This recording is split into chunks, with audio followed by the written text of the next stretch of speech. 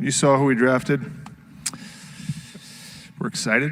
We're tired, but we're happy with our guys and try to bring them in here tomorrow.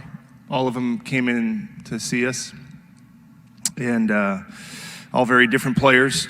Baldwin's kind of a big, versatile forward. We think can shoot, pass, high IQ guy. Another Milwaukee guy. I guess we like Milwaukee guys. His dad was a coach. Rollins, also out of Toledo. Both I think teenagers still, although he's a sophomore. Playmaking guard, shot well from the free throw line, good length. And Gui Santos, Brazilian guy, played with Barbosa.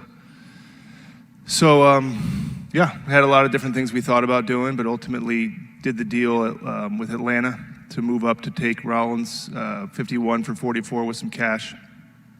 Thankfully, Joe dipped in and allowed us to spend a little bit more and do that, and that's it. Go ahead. Bob, Baldwin was a five-star recruit coming out of high school. What happened at college? I don't know. We'll see. Injuries, maybe. Sometimes guys come in and don't have the type of season they want. We talked to him. We asked him the same question. He said he committed late, and he said he got there and wasn't as acclimated as he wanted to be, tried to fit in with his dad being the coach. In hindsight, maybe he thought he should be more aggressive, and then when he got injured, he never really got back at it.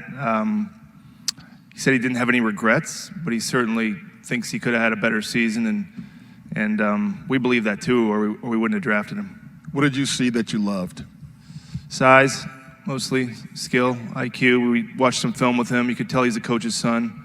Our system requires pretty high-level thinking.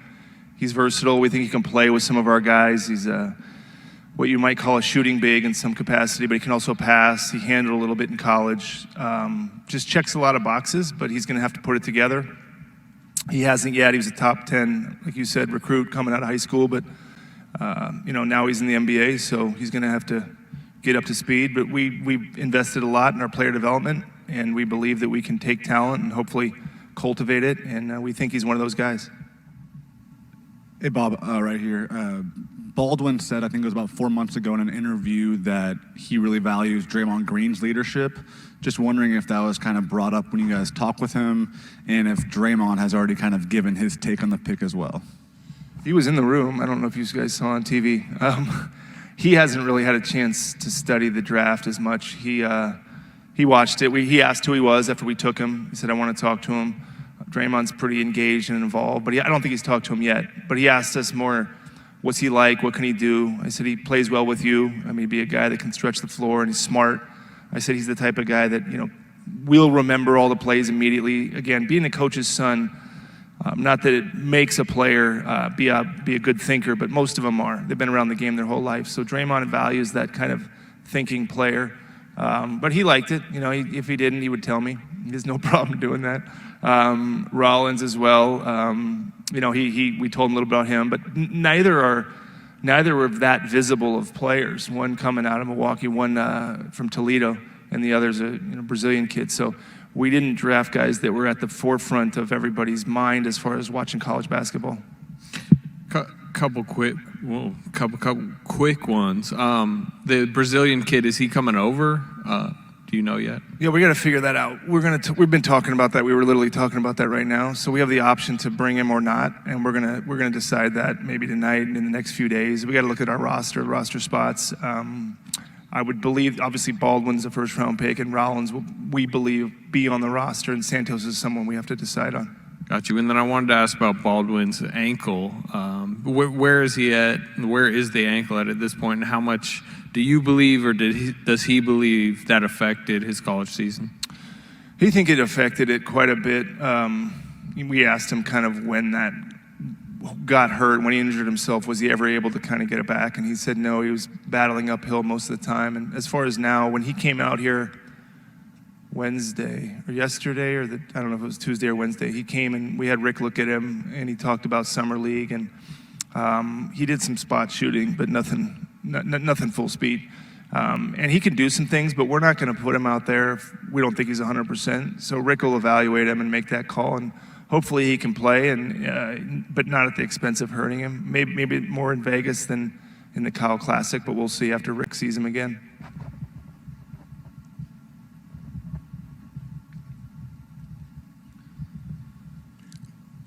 Bob, did he work out for you guys? No, he came in and kind of shot. I mean, it depends on what you call a workout. He came in and we visited with him and he went through medicals. We watched film, but not really a workout like the other guys. Rollins came in and did a 3-on-3 thing, and Santos worked out, but not. He didn't really work out Baldwin. Just a kind of a 1-on-0 half speed, just shot. Was he higher on your draft board? Were you surprised that he was there? And if so, how did he get so high on your board after his season at UWM? He was higher than 28. He was the guy that was the highest when 28 came along. And then as far as how he got there, we had some pretty big fans in our front office group early on. Some people went and saw him before he got hurt. It is definitely an upside swing for a guy that was highly touted and probably underperformed in college. But we feel like with talent, with our player development, we can develop some of these guys. They're all so young, and it's hard to find guys that big and that skilled, whether they're young or 19 or 20 or 30. And so we think we put them in our system. We give him a shot, surround him with guys that he respects. That's the advantage of having some of these guys that we have that have won before.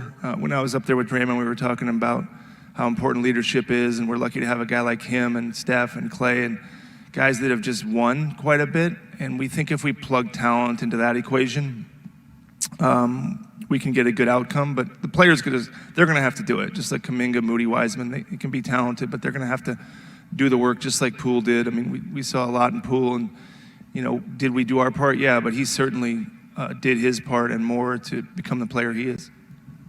What intrigued you about Ryan's game, and how do you see him fitting in? Ryan's game, the shot creation, we value that. I mean, looks like he can, dribble, pass, shoot. Shot well from the free throw line, not as well from three, but looking at our Noah numbers when he was in here, he's got a very straight shot. He shot 31-something from three, which isn't great, but we think he can get a little stronger in his legs and extend out there. He's a really good mid-range shooter. He's got great separation. He's got a little bit of that Poole game where watching him play one-on-one, he's a really tough cover. He handles the ball really well. He's got a good crossover, step back, can get into his shooting pocket. And he plays well on the defensive side. He's really long. We had him at about 6'4", but about a 6'9", 6'10" wingspan. So a lot of the characteristics that we like in players, the length, the skill set, and shot creation is always valuable. Liked his attitude, liked his competitive spirit. A lot to like about him. Bob, with Baldwin and his versatility, what are his strengths right now, and what are the things that you want to see him work on? You said that he sort of referenced not having the kind of season he wanted. Yeah, I think he just needs to put it together. I mean, he's got a great skill set. If you watch him shoot, it's a great looking shot, but he didn't shoot a high percentage. He can probably rebound better.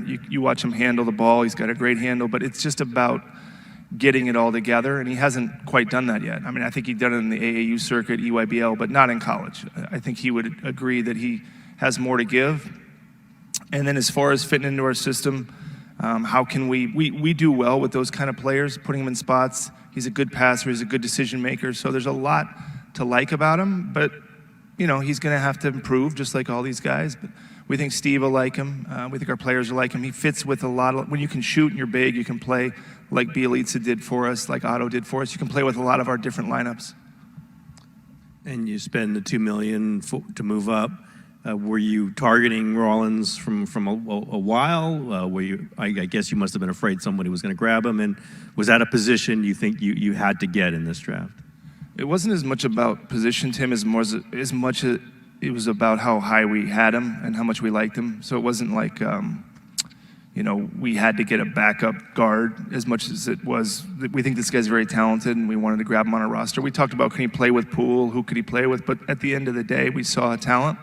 And we didn't think he'd be there at 51. Thankfully, Joe agreed and said, you can spend the $2 million and go get him. And that was the logic behind it. We didn't think he'd make it that far. And the gap between Rollins and the next guy we had was pretty high, and that's why we made the move to try to get up to 44.